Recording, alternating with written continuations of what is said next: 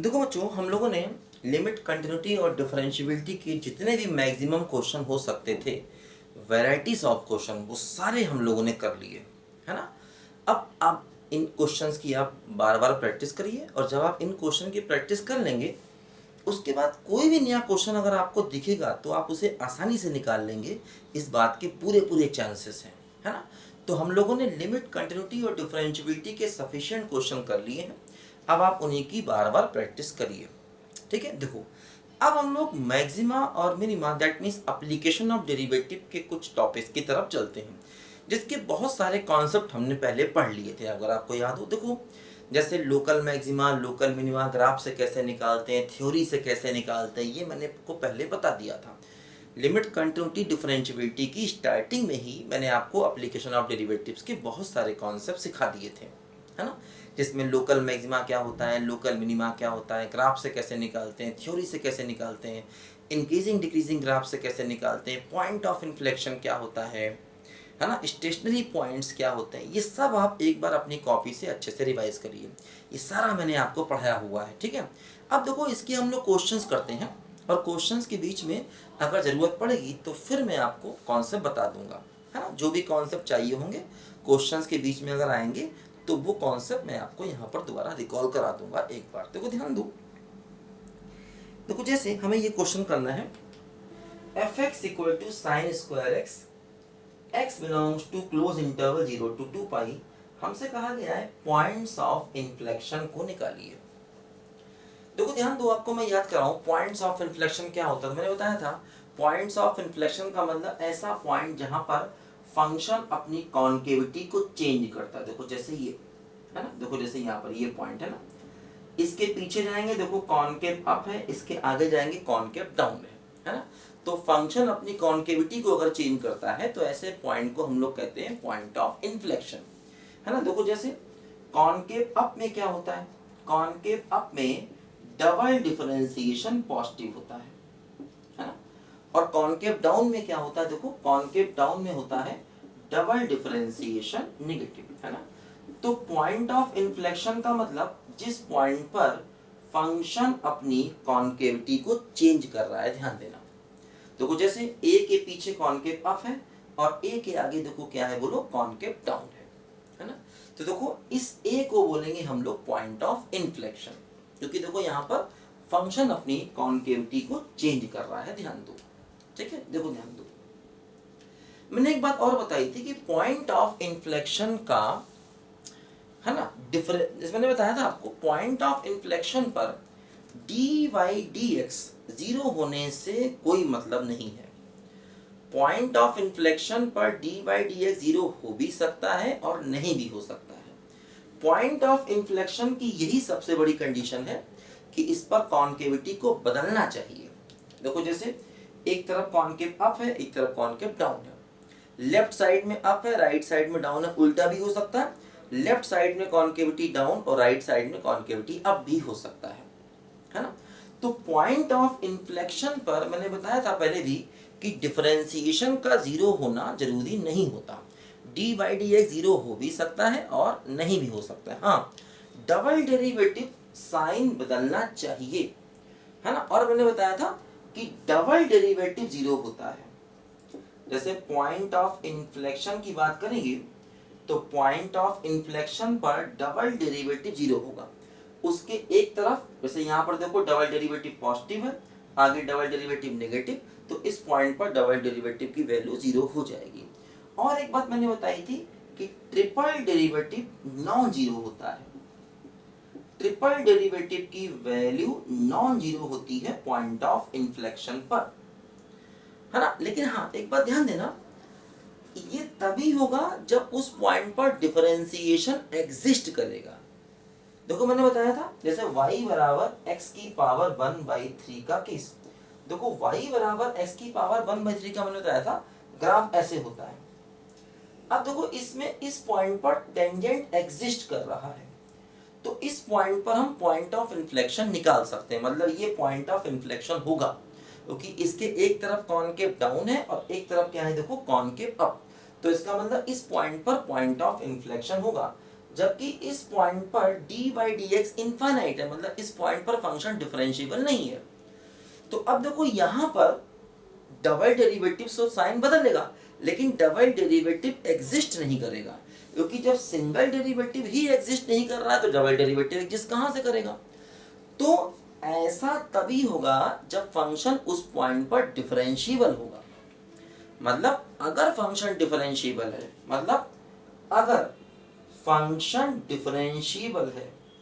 है ना, और x बराबर a पर पॉइंट ऑफ इन्फ्लेक्शन है, तब ऐसा होगा कि उस पॉइंट पर डबल डेरिवेटिव जीरो होगा और ट्रिपल डेरिवेटिव जीरो नहीं होगा। कब?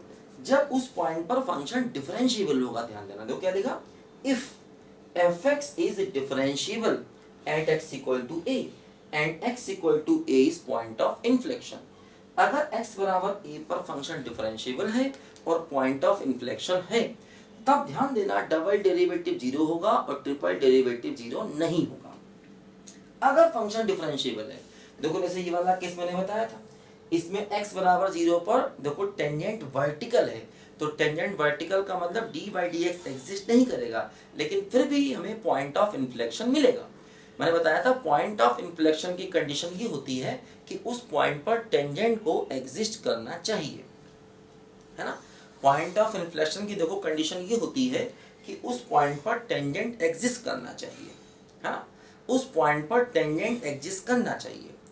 देखो जैसे इस पॉइंट पर टेंजेंट तो एग्जिस्ट कर रहा है, लेकिन फंक्शन डिफरेंशिएबल नहीं है। ये बात मैंने कितनी बार आपको पहले बताई थी, क्योंकि इस पॉइंट पर D by D x infinite हो जाएगा।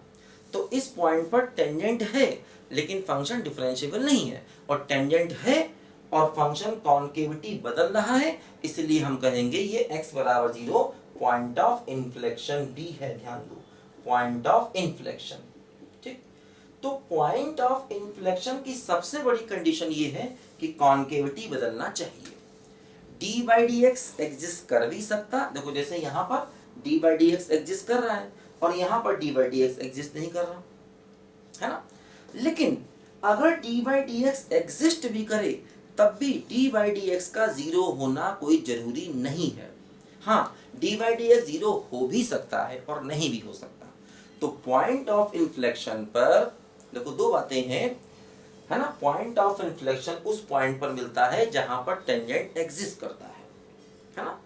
और हाँ, पॉइंट ऑफ इन्फ्लेक्शन के लेफ्ट और राइट में कॉन्केविटी बदलनी चाहिए, ठीक है। हाँ, टेंजेंट एग्जिस्ट करना चाहिए और पॉइंट ऑफ इन्फ्लेक्शन के लेफ्ट राइट में कॉन्केविटी चेंज करनी चाहिए, है ना। ये बात ध्यान रखनी है। D by D X zero हो भी सकता है और नहीं भी हो सकता। देखो जैसे यहाँ पर D by D X exist ही नहीं कर रहा।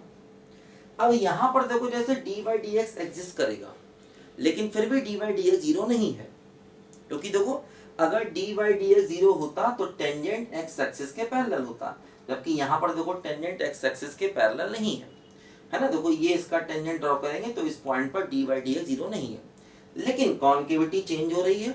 और हाँ, उस पॉइंट पर अगर फंक्शन डिफरेंशिएबल है तो डबल डेरिवेटिव जीरो होगा और ट्रिपल डेरिवेटिव जीरो नहीं होगा।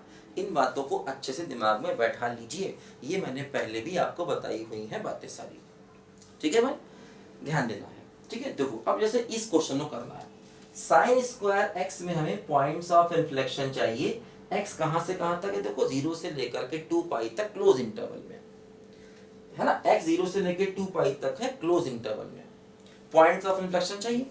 तो क्या करेंगे, देखो पॉइंट्स ऑफ, अब देखो जैसे यहाँ पर ये फंक्शन डिफरेंशिएबल है, क्योंकि ऐसा केस कभी नहीं आएगा, ऐसा वाला केस कभी नहीं आएगा, क्योंकि D by D x infinite कहीं नहीं होगा, ये फंक्शन हर जगह डिफरेंशिएबल है, ध्यान दो। तो देखो क्या हो रहा है यहाँ पर, अगर हम इसका सिंगल डेरिवेटिव निकालेंगे तो क्या होगा, देखो 2 sin x cos x, देखो सिंगल डेरिवेटिव क्या हो गया, ये हो गया साइन ऑफ 2x। देखो अगर हम डबल डेरिवेटिव निकालेंगे तो देखो क्या हो जाएगा, cos 2x इंटू 2। देखो एक्चुअली ये फंक्शन एक डिफरेंशिएबल फंक्शन है, तो अगर फंक्शन डिफरेंशिएबल है तो पॉइंट ऑफ इन्फ्लेक्शन पर डबल डेरिवेटिव जीरो होगा और ट्रिपल डेरिवेटिव जीरो नहीं होगा। ध्यान देना, अगर फंक्शन डिफरेंशिएबल है। हाँ, अगर डिफरेंशिएबल नहीं है तो फिर डबल डेरिवेटिव जीरो नहीं होगा। देखो जैसे इस वाले में ये पॉइंट ऑफ इन्फ्लेक्शन तो है, लेकिन यहां पर डबल डेरिवेटिव जीरो नहीं होगा, क्योंकि देखो इस पॉइंट पर सिंगल डेरिवेटिव ही नहीं है, तो डबल डेरिवेटिव कहां से होगा। जैसे इस पॉइंट पर अगर हम चाहें तो हम कहेंगे dy dx नॉट एग्जिस्ट, तो जब dy dx नॉट एग्जिस्ट है तो इस पॉइंट पर डबल डेरिवेटिव भी नॉट एग्जिस्ट ही होगा। जब सिंगल डेरिवेटिव एग्जिस्ट नहीं कर रहा है तो डबल डेरिवेटिव एग्जिस्ट कभी नहीं करेगा, ध्यान दो, ठीक है। तो इस पॉइंट पर डबल डेरिवेटिव एग्जिस्ट ही नहीं कर रहा, फिर भी पॉइंट ऑफ इन्फ्लेक्शन है, लेकिन इस पॉइंट पर डबल डेरिवेटिव है, और अगर डबल डेरिवेटिव है तो हम कह सकते हैं कि डबल डेरिवेटिव जीरो होगा, ये कंफर्म है पॉइंट ऑफ इन्फ्लेक्शन पर। तो देखो यहाँ पर क्या करना है, एक्चुअली ये डिफरेंशिएबल फंक्शन है, तो पॉइंट ऑफ इन्फ्लेक्शन पर डबल डेरिवेटिव मिलेगा, ये कंफर्म है, और अगर डबल डेरिवेटिव मिलेगा तो हम कह सकते हैं कि डबल डेरिवेटिव की वैल्यू जीरो के बराबर होगी, ये कंफर्म है ना। और ट्रिपल डेरिवेटिव जीरो नहीं होगा, ठीक है। देखो डबल डेरिवेटिव को जीरो किया तो क्या आया, 2 cos 2x बराबर जीरो, तो cos 2x बराबर जीरो। या देखो हम डबल डेरिवेटिव साइन चेंज करेगा इससे भी चेक कर सकते हैं, डबल डेरिवेटिव को जीरो करके भी देख सकते हैं, और डबल डेरिवेटिव अपना साइन बदलेगा ऐसे भी देख सकते हैं, दो तरीके से देख सकते हैं। देखो चेक करते हैं, है ना, डबल डेरिवेटिव देखो अपना साइन कहां पर बदलेगा, देखो ध्यान दो क्या हो रहा है। देखो हमें 0 और 2 पाई के बीच में देखना है, हमें अपने फंक्शन को देखो 0 और 2 पाई के बीच में चेक करना है, ध्यान दीजिए।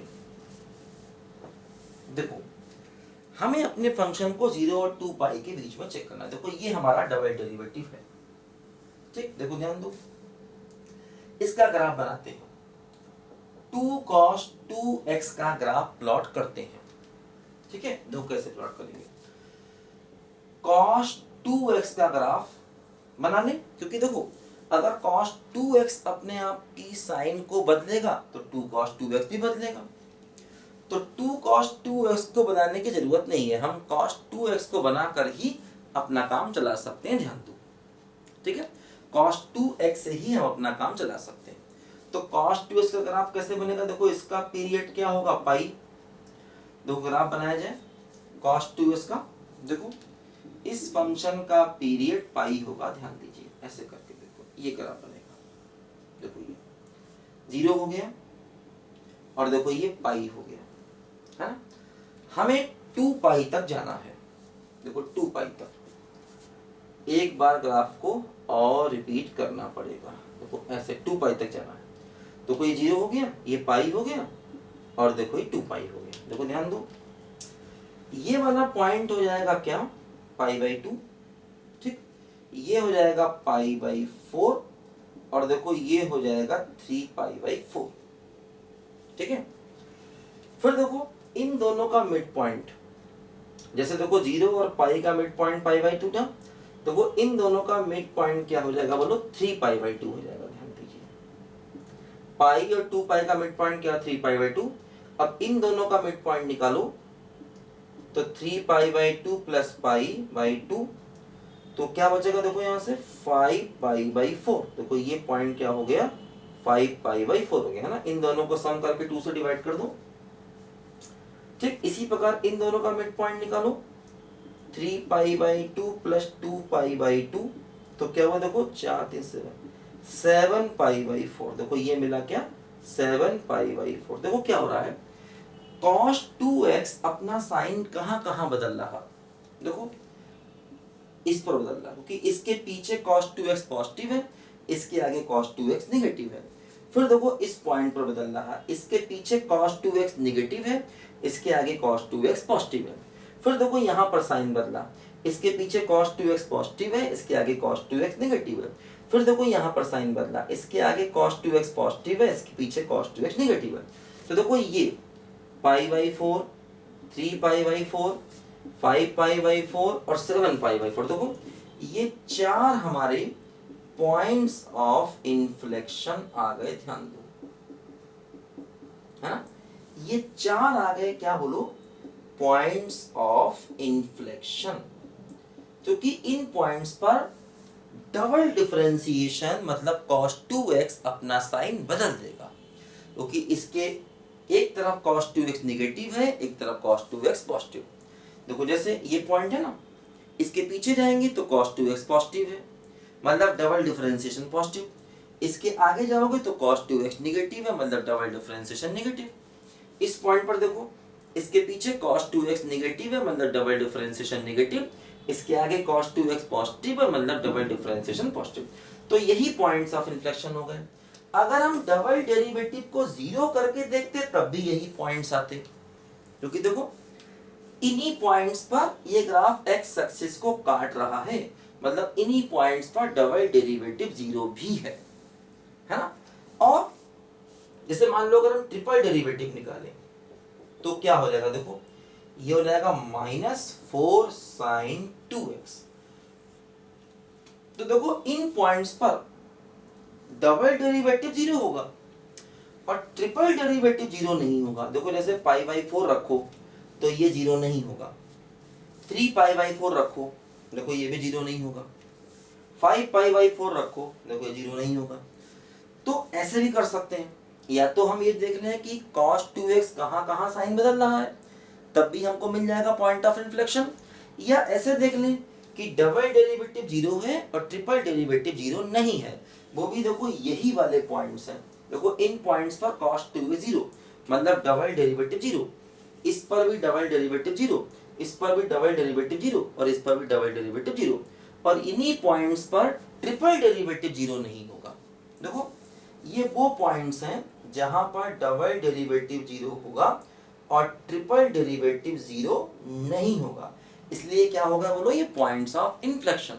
या ऐसे भी देख सकते हैं, जैसे हमने बताया कि cos डबल डेरिवेटिव का साइन चेक करो, मतलब 2 cos 2x का साइन चेक करो, मतलब cos 2x का साइन चेक करो, मतलब cos 2x के ग्राफ को देख लो, है ना। देखो इसका 2 cos 2x का साइन चेक करना है ना, कि कब ये अपना साइन बदलेगा। तो 2 cos 2x साइन तब बदलेगा जब cos 2x साइन बदलेगा, है ना। और cos 2x साइन कब बदलेगा उसके ग्राफ से चेक कर लिया। तो चाहे तो हम ये चेक कर लें कि डबल डेरिवेटिव साइन चेंज कर रहा है, या ऐसा देख लें कि डबल डेरिवेटिव जीरो होगा और ट्रिपल डेरिवेटिव जीरो नहीं होगा, बात बराबर। लेकिन हाँ, ऐसा इसलिए देख रहे हैं क्योंकि ये फंक्शन डिफरेंशिएबल है, क्योंकि पॉइंट ऑफ इन्फ्लेक्शन वहां पर भी मिल सकता है जहां पर फंक्शन डिफरेंशिएबल ना हो, लेकिन हाँ उस पॉइंट पर टेंजेंट जरूर एग्जिस्ट करनी चाहिए।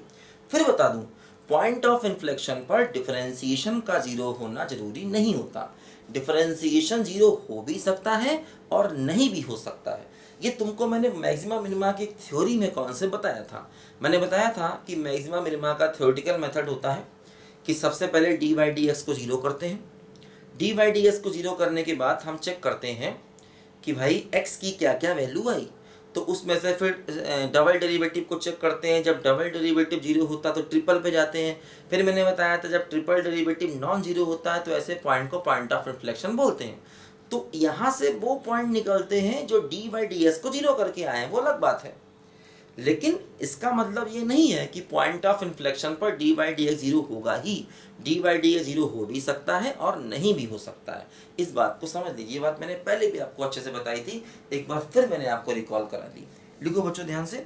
तो देखो पॉइंट ऑफ इन्फ्लेक्शन का क्वेश्चन हम लोग कर सकते हैं आसानी से।